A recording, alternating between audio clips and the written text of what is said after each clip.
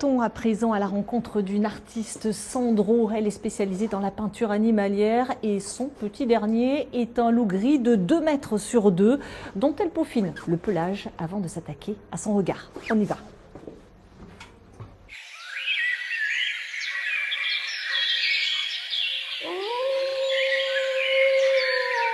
La savane, la forêt, le Grand Nord, un atelier d'artistes peuplé d'animaux fantastiques. On en oublierait presque qu'ils sont en voie de disparition.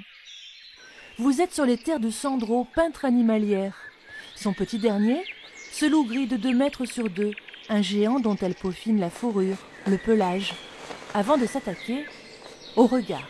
Je vais faire les yeux un peu marron doré. Je mets la petite touche et la lumière dans les yeux, c'est en tout dernier par contre. Ensuite, apprendre à finir, à se détacher de sa toile et reposer ses pinceaux. J'avais du mal à m'arrêter, je surchargeais parfois peut-être un peu trop.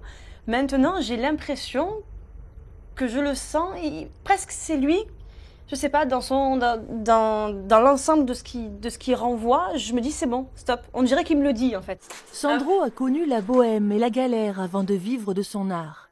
Après des années de persévérance et de fascination pour le monde animal, aujourd'hui, les galeries s'arrachent ses toiles.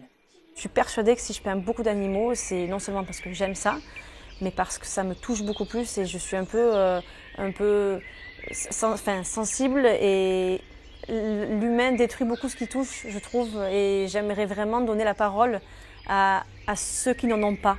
Je crois que depuis toujours, les animaux, c'est quelque chose qui me transporte en fait. En 2020, une exposition itinérante voyagera dans toute la France.